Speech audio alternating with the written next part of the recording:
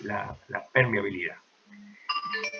Nosotros cuando dimos la primera charla en esto, y ustedes lo tienen, que lo bajaron de la autogestión, en la hoja 9, o en la diapositiva 9, estaba la curva, la curva característica del material. Es decir, nosotros tenemos una primera zona A que es totalmente lineal.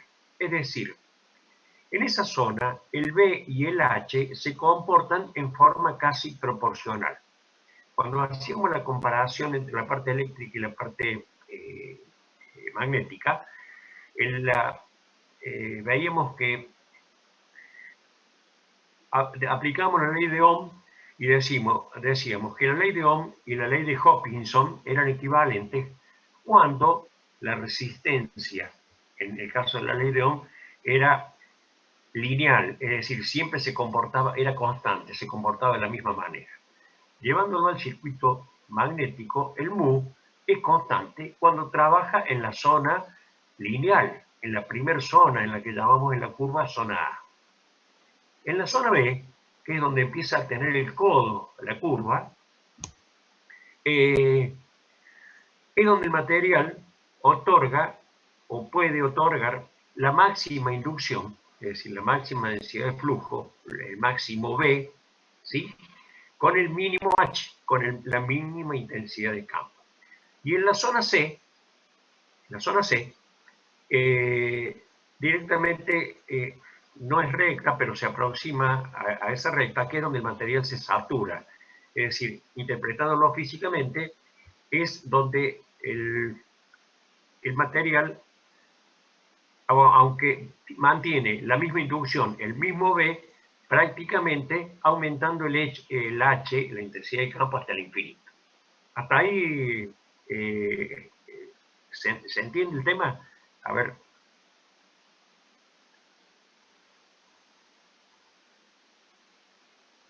Está bien. ¿Se entendió el tema hasta ahí? Todos tienen habilitado su micrófono, o sea, lo pueden abrir, ¿no?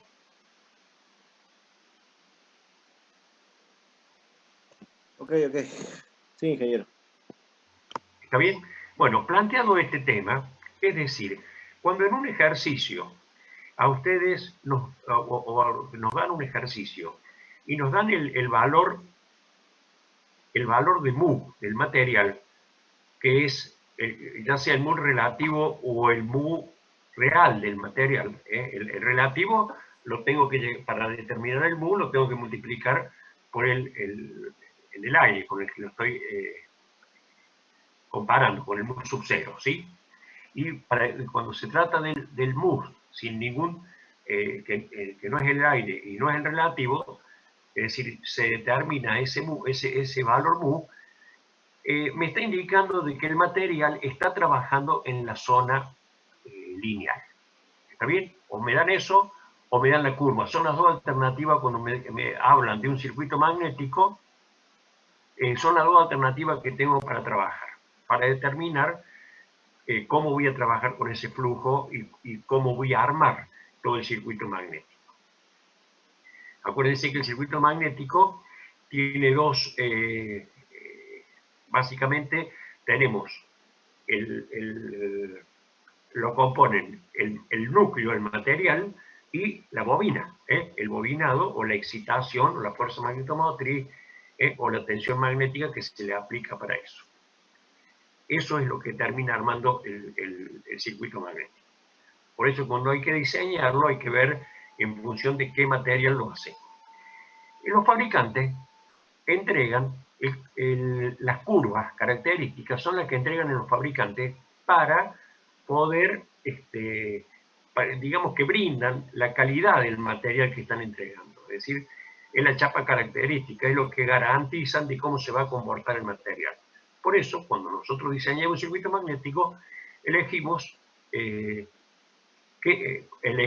material porque vamos a saber cómo se comporta ante una determinada excitación, cuál va a ser el flujo que va a permitir circular y todo lo demás. Con esto les quiero decir, cuando en el ejercicio nos dan el valor mu, se trabaja con mu. Cuando en el ejercicio nos dan el material, se trabaja con la curva. Así el resultado sea el mismo. En las devoluciones que yo he hecho, que le he realizado a cada uno de los que ha presentado, he hecho esa observación, ¿sí? Es decir, cuando nos indican el mu, se trabaja con mu. Cuando nos indican la característica del material, se trabaja con la curva. Entonces, se determina la inducción, con la inducción entro a H. Si tengo H, busco la inducción, ¿sí? Y a partir de ahí, todo el resultado se obtiene a partir de todas las fórmulas que ustedes mismos han planteado, ¿eh? En muchos casos les he hecho... en muchos casos le he hecho las observaciones, incluso poniendo los resultados que tengo, perdón.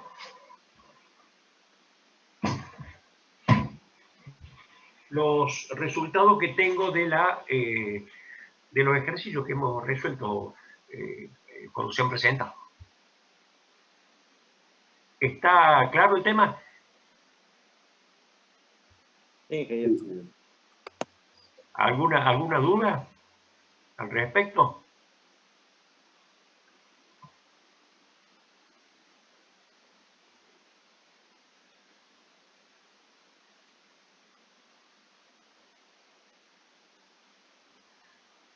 Ingeniero, buenas noches. Sí, señor. ¿Le puedo hacer una consulta del ejercicio 4? Sí, adelante. Sí. Ahí tenemos un entrehierro en el ejercicio 4. Sí. Ejercicio 4, sí.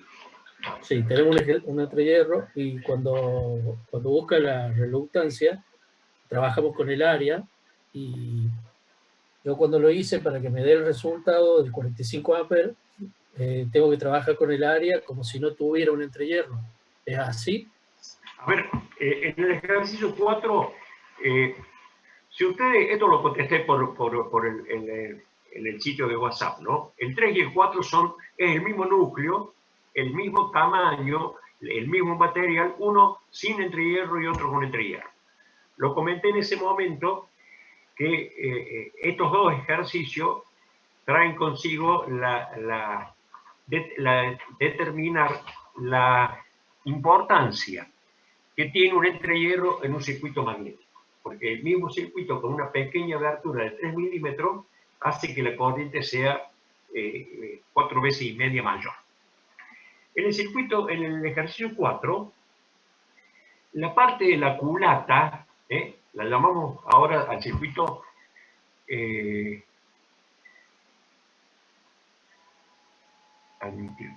la parte de la culata se tiene que calcular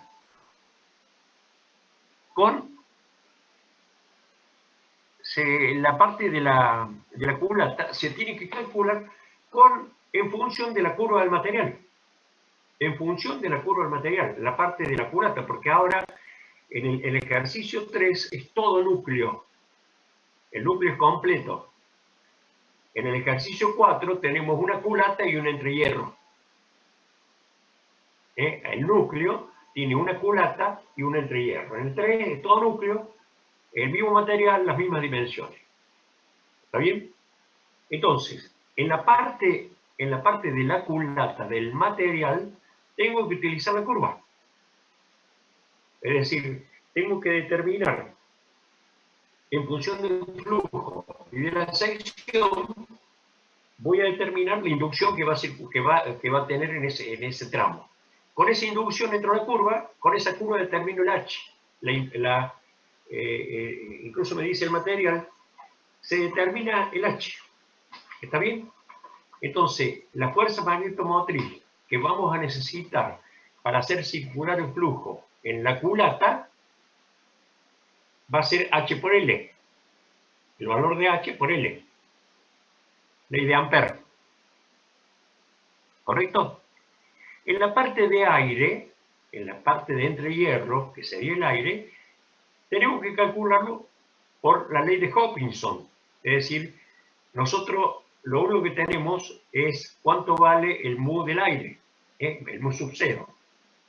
Y tenemos que calcular la reluctancia, es decir, cuál es la resistencia del aire. En el otro caso, el material, la curva del material me está determinando cuál es la resistencia que tiene el paso o cuánto permite. En el caso del aire, tengo que ver cómo me permite pasar la línea de flujo. Fíjense que en otros problemas nosotros desestimamos en otro ejercicio, no me acuerdo si es el 6 o el 7, en el 7, que es tan grande digamos, la permeabilidad del material, que se estima solamente que los amperes vuelta a calcular son para sortear los 2 entre hierro que tiene ese ejercicio. ¿Se entendió? Es decir, la parte de la culata se calcula con la curva. La parte de aire se calcula por Rayleigh-Hopkinson determinando la reluctancia. ¿Está claro? Y eso, sí, eso es lo que yo entiendo. Lo que, para que me dé la reluctancia, yo tuve que usar 3000, diríamos la sección de la culata esa, que es 3600 milímetros. Sí. Pero yo estuve leyendo de que cuando hay un entrehierro, que no podemos tomar la misma sección de la culata, sino que es mucho mayor, tiene un porcentaje. Si yo le pongo ese porcentaje... No, está bien, está bien. Es decir, en el ejercicio no me lo plantea, en este caso no me lo plantea. Hay otro, digamos, en el ejercicio la dispersión que está indicando está absorbiendo eso también. La dispersión también toma de todo el circuito una dispersión del 5%. ¿Cuánto es del entrehierro? No lo puede, es decir, hay una forma de determinarlo, ¿sí? Hay un cálculo analítico con el cual se determina. ¿Y cuánto es lo que se dispersa en las líneas de fuerza que no se cierran por el núcleo? No está determinado. Me dice que todo el conjunto tiene una dispersión del 5%. Entonces el flujo con el que trabajo no es el flujo útil que me da el enunciado, sino que tengo que buscar un flujo con el útil más el disperso. El rubro mayor. Es mayor, el 5% mayor. Claro, ese es el otro ejercicio. Y en este se utiliza entonces no, como si no hubiera dispersión. En los dos iguales, ¿eh? En los dos iguales. En el 3 y en el 4 dicen lo mismo. Bueno, pero si yo uso si le pongo, o sea, si aumento la sección, ya no me da 45, no aumenta me da más. la sección. Discúlpeme, no aumenta la sección, aumenta el flujo. La sección no aumenta. Me dice que la dispersión, la sección es la misma. No se aumenta la sección. Me dice que la dispersión del flujo es el 5%, más. Entonces aumenta el flujo. Bueno. El núcleo físico no se aumenta nada. Una cuestión ya está determinado. Lo mismo ocurre para el problema siguiente, que es un yugo, que es como que trabajan los contactores. Es un yugo con una culata en U, más una parte móvil, que es la que atrae. Tengo 2 entrehierros. Bueno, de esa manera se resuelve con el material que está seleccionado. Los entrehierros se calculan, digamos, calculando la reluctancia del aire, y a partir de ahí la fuerza magnetomotriz que necesito, y en la parte de la culata con la curva. Tanto digamos, en la culata fija y en la móvil, que sería la de arriba. Bueno, gracias. ¿Está bien para todos? Bueno. Sí, quedó claro. Sí, escucho.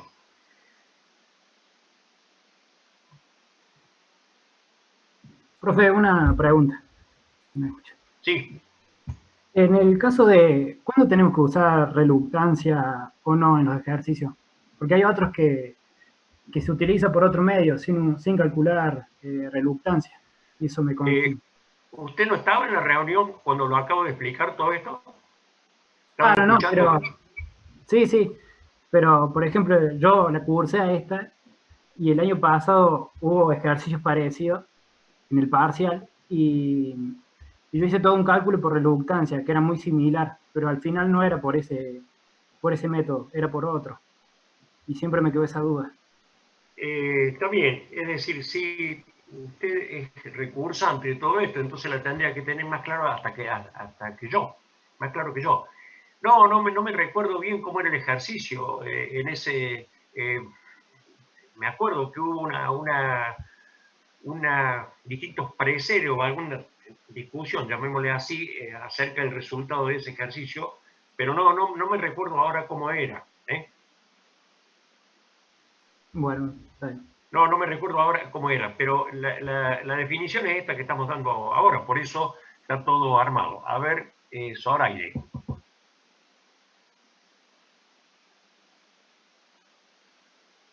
En el ejercicio 8, ¿qué reluctancias parciales estamos calculando?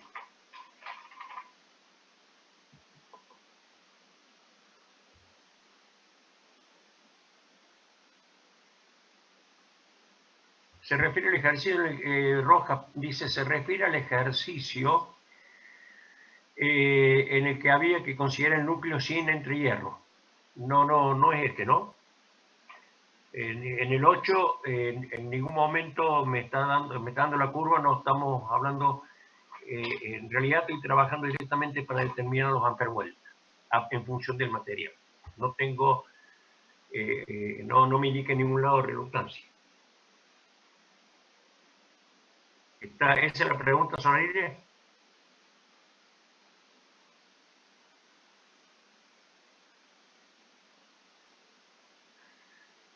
Bueno,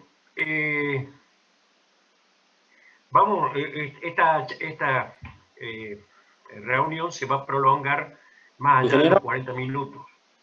Sí, escucho.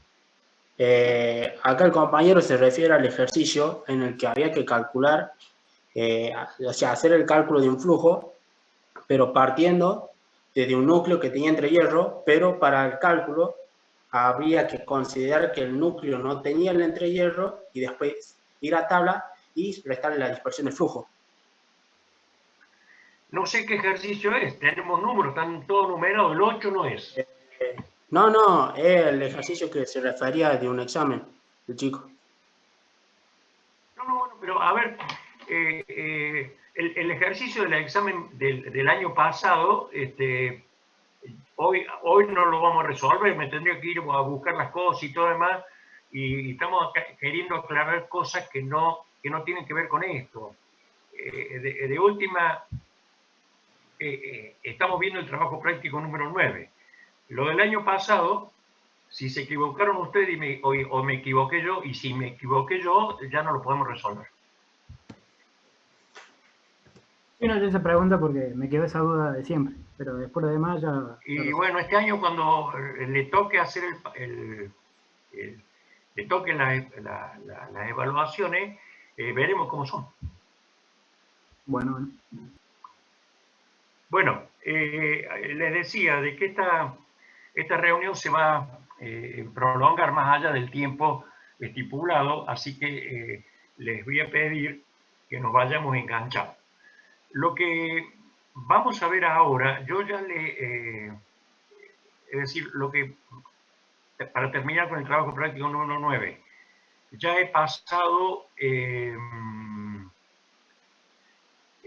todas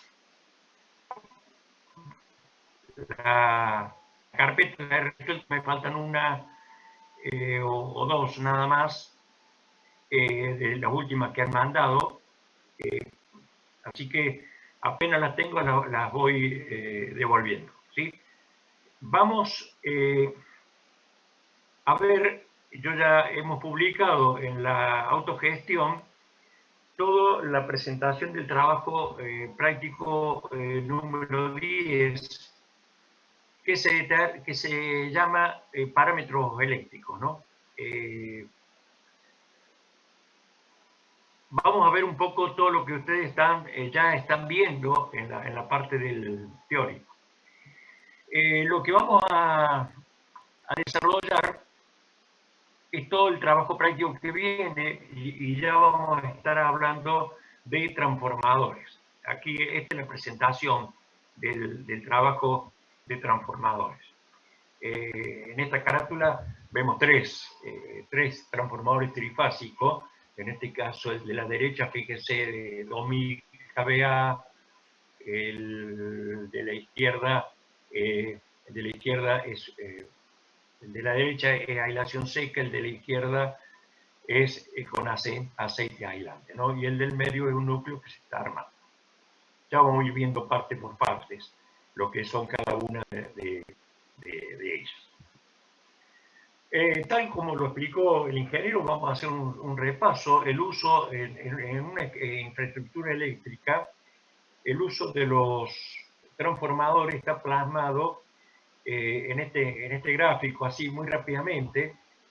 La central, la generadora, es donde se genera la energía, utiliza un transformador para elevarla y transportarla.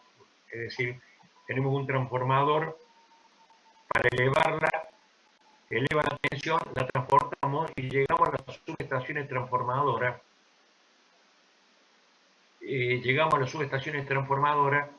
Donde se llega a reducir la tensión de transporte, ¿sí? Para llegar a los clientes finales, en la parte derecha del gráfico, ya sea a la parte de clientes industriales o clientes residenciales. ¿Está bien? Es decir, en todas esas etapas se utilizan los transformadores. En la jerga, todos los transformadores funcionan de manera similar. Todos los transformadores funcionan igual, ¿sí? En la jerga, digamos, en el uso profesional, en la ingeniería eléctrica, denominamos transformadores de potencia a los transformadores que están en las estaciones transformadoras, ¿sí? En este caso, esta foto pertenece a la estación Reolín de PEC, que está en la sierra, ahí cerca del dique, y se ven estos verdes que están acá en el centro de la pantalla, son transformadores de potencia. Elevan, ¿sí? Trabajan en alta tensión, en este caso es de 66 kV la tensión que están transmitiendo. Y llegamos a lo que sería lo de distribución. Lo que tenemos en la foto de la izquierda es una subestación transformadora donde el transformador está en una plataforma aérea. En ese caso, un transformador trifásico de distribución. Se llaman de distribución. Y en la derecha también son transformadores de distribución. En este caso es un transformador trifásico, ¿sí? Y en el otro caso es un banco trifásico. Está hecho con 3 transformadores, en este caso bifásicos, es decir, 3 transformadores que van de 13.200, 2 fases, a 220. Y se arma un banco trifásico. Nosotros en el ejercicio vamos a trabajar con los transformadores trifásicos o haciendo bancos trifásicos. Bueno, acá tenemos un circuito elemental y bien esquemático, acerca de cómo es un transformador. Tenemos un devanado primario, que es por donde entra la tensión, donde se alimenta el transformador. Siempre el primario es por donde entra la señal de tensión, ¿sí? Siempre el primario. Y el secundario es el bobinado por donde se recibe la señal de tensión. Y lo estábamos viendo en el trabajo anterior, cuando circula corriente por una bobina, se induce un flujo magnético de la misma naturaleza de la corriente aplicada, e induce una fuerza electromotriz que es la que nosotros vemos en este bobinado azul. Todo lo del azul se llama secundario, y el devanado primario, que es por donde entra, que está en rojo. Tenemos 2 devanados, un núcleo, ¿sí? Que son lo que constituyen los transformadores. Y cuando están en funcionamiento, circula el flujo. Bueno, acá ya llegamos un poquito más a definiciones, tenemos el mismo esquema. El transformador es una máquina estática, destinada a funcionar con corriente alterna. Son máquinas de muy alto rendimiento porque no tienen partes que se muevan, ¿sí? Entonces, solamente nosotros primero vamos a estudiar el transformador en forma ideal, como si no tuviera pérdida, y después vamos a ver que las pérdidas, cómo son las pérdidas, que son realmente muy bajas, frente a la potencia que maneja, ¿no? ¿Qué transforma? Transforma parámetros eléctricos, entre magnitudes, tensión y corriente determinada, y obtiene unas distintas. Esa conversión se hace prácticamente sin pérdida, lo que decíamos, es decir, nosotros vamos a estudiarlo de esta manera: la potencia de entrada va a ser igual o prácticamente igual a la potencia de salida. Toda esta transformación de los parámetros de tensión y corriente se hacen siempre a igual frecuencia, para mayor o menor tensión. Reitero, el primario es por donde se alimenta el transformador, el secundario es por donde se recibe la tensión, es decir, se alimenta la carga. Por el secundario se alimenta la carga, por el primario se alimenta el transformador. ¿Está bien? Un transformador es elevador cuando el secundario, la tensión del secundario es mayor que el del primario. En este caso, V sub 2 mayor que V sub 1. Y un transformador es reductor, lo que veíamos nosotros en la foto de distribución, eran reductores, ¿sí? Es decir, la tensión del primario es mayor que la del secundario. Los de distribución normalmente son de 13.200, en forma trifásica 380-220, ¿sí? Bueno, acá ustedes ya han visto las relaciones de transformación. Las intensidades son inversamente proporcionales. La tensión tienen una relación y las intensidades son inversamente proporcionales. En todos los transformadores, los valores nominales que se definen son la potencia aparente. Esto ya si no lo han visto, ya lo vamos a ver, que la potencia aparente, la tensión, la corriente y la frecuencia. Recién veíamos esquemáticamente lo que el transformador, en función de las primeras fotografías que estábamos mostrando en la diapositiva, es decir, en la parte, digamos, inactiva del transformador, la parte fija, tenemos un núcleo. En la parte activa está el devanado, los devanados primario y secundario, y además los transformadores tienen un sistema de refrigeración. Vimos en la primera fotografía sistema de refrigeración con aceite, ventilación y todo lo que corresponde, y lo que son de aislación seca. Eso del sistema de refrigeración tienen incluso hasta aire forzado. Y los aisladores, que son los que van a relacionar los bobinados, los devanados del transformador con el exterior, es decir, donde vamos a aplicar a través de esos aisladores pasa-tapa, vamos a recibir la señal de tensión. El núcleo, lo estuvieron viendo ustedes, son de material magnético, esto que hemos estado estudiando en este proyecto anterior. Se hacen de chapas muy delgadas, que tienen un tratamiento con silicio para mejorar la prestación magnética. Son laminadas en frío y tienen un grano, son de grano orientado, se denominan, porque está bien direccionado el flujo.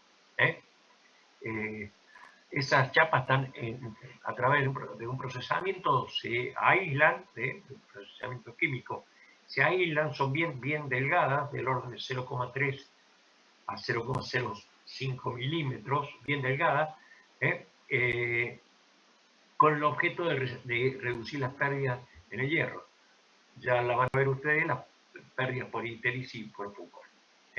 Acá tenemos dos circuitos magnéticos, uno de acorazado, que tiene las columnas se cierran para afuera, y el otro de columnas, que en un caso puede tener, ya vamos a ver, la bobina de baja de un lado y la de alta de otro. Cuando hablamos de bobinas de alta y de baja, estamos hablando ¿Cuál es la de mayor, la de mayor tensión? La llamamos la bobina de alta y la de menor tensión, la de baja. ¿Está bien? En este caso son transformadores monopásivos. Bueno, acá es como se pueden estructurar los devanados, y es muy importante la parte de aislamiento. Acuérdense que en el caso de que estemos trabajando con 13.200 volt en un lado y 220 volt en otro, tenemos que el sistema de aislación no es el mismo. Es muy importante cómo se hace la aislación en un transformador, ¿sí? Acá hay un de núcleo de 2 columnas, de 3 columnas, concéntricos, las bobinas están sobre la misma columna o en forma alternadas, que ya vamos a ver, en la jerga la llaman galletas a las bobinas. Bueno, en el tema de los devanados y de aislamiento, es decir, a la izquierda tenemos el núcleo, cómo se fabrica